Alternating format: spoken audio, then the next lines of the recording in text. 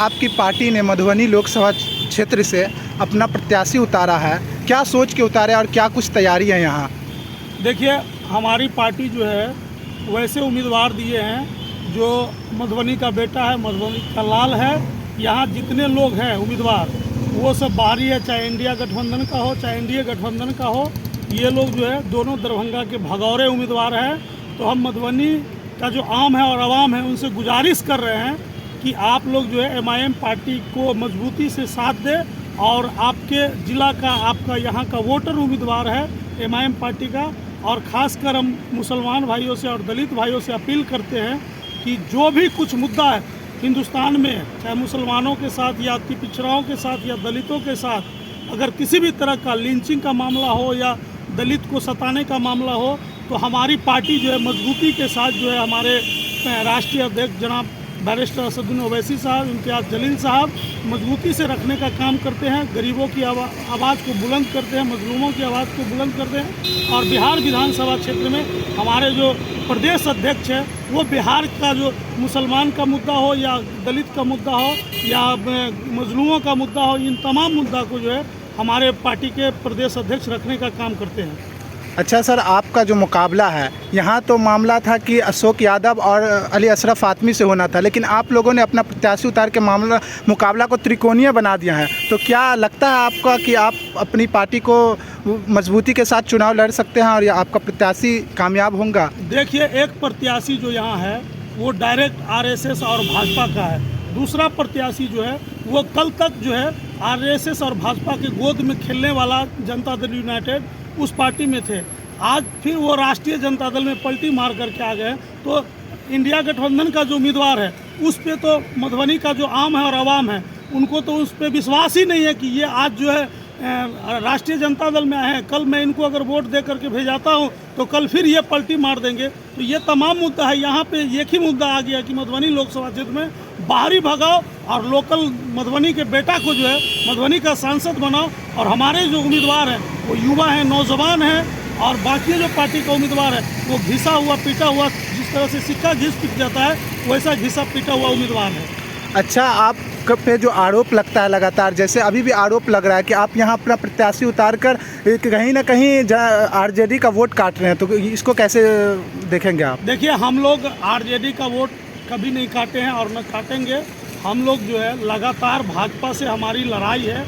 आपको मैं बता देता हूँ 20 साल से जो है राष्ट्रीय जनता दल और इंडिया गठबंधन जो है वो बीजेपी को हराने में लगा हुआ है, लेकिन उनसे हार नहीं रहा है। हम लोग उसको हराएंगे, हमारी पार्टी उसको हराने का काम करती है। आपको एग्जाम्पल के रूप में बता दे रहे हैं कि महाराष्ट्र का जो औरंगाबाद लोकसभा क्षेत्र है वहाँ शिवसेना और बीजेपी दोनों एक साथ चुनाव लड़ा है, तो हमारी पार्टी ने वहाँ हराने का काम किया। हम लोगों ने लगातार बोला है और हमारे पार्टी के जो शीर्ष नेतृत्व है वो लगातार बोले हैं कि हम लोगों को इंडिया गठबंधन में लीजिए, सभी लोग मिल करके भाजपा को हराएंगे। तो इनसे भाजपा नहीं हार रही है, इसलिए हम लोग जो मधुबनी में इनको इस बार शिकस्त देंगे, भाजपा को हराएंगे और हमारी पार्टी मजबूती से चुनाव जीत करके जाएगी। और मधुबनी की आम और आवाम जो है उनका सेवा करने का काम करेगा, ना कि इन लोगों के तरह जो है चुनाव जीत करके ये लोग एसी से बाहर नहीं निकलते हैं। यहाँ मधुबनी में चाहिए, मधुबनी का बेटा चाहिए और काम करने वाला चाहिए। जो गरीब परिवार का लोग है, जो गरीब है वही तो गरीब का हाल समझता है कि क्या ये लोग जो हेलीकॉप्टर से आए हैं, चुनाव जीत करके जाते हैं,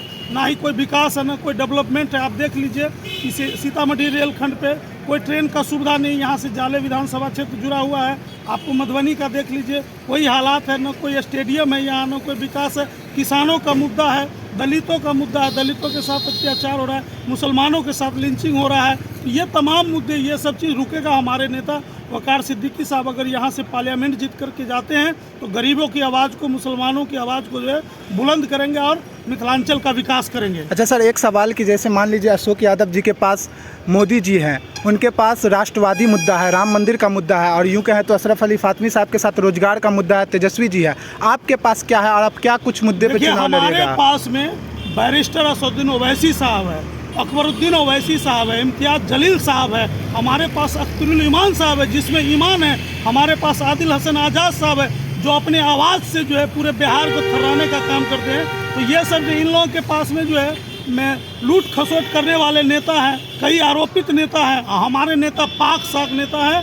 और जहाँ तक बात रह गया मोदी जी का, तो भाजपा तो सबसे बड़का झूठा पार्टी है, इसको पूरा आम और आवाम जानती है। तो इसीलिए हमारे नेता का जो है, हमारे नेता के सामने जो है इनके पास में कोई काट नहीं है।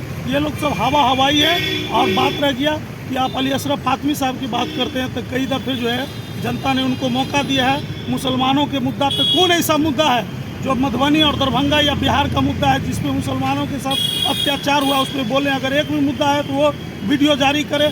उनको मुरिया के मुद्दा पे अगर फ़ोन किया गया तो वो बोला कि हमसे नहीं होगा। यहाँ भरवारा में जो है आपको मुहर्रम को लेकर के 2 समुदाय में जंग छिड़ गया, तो वहाँ उनके पुत्र जो है फराज साहब, वो 2 दफ़े यहाँ के लोगों को बुला करके और फिर उनको बोलते कि ये हमसे मुद्दा नहीं होगा। उनको तो वोट मांगने का यहाँ अधिकार भी नहीं है। आज भरवारा में हम अभी आए हुए हैं, लोगों से मिले हैं, इन लोगों ने इस तरह का बात बोला है कि हम लोग के ऊपर केस हुआ, तो ये लोग बात करने तक का काम नहीं किया।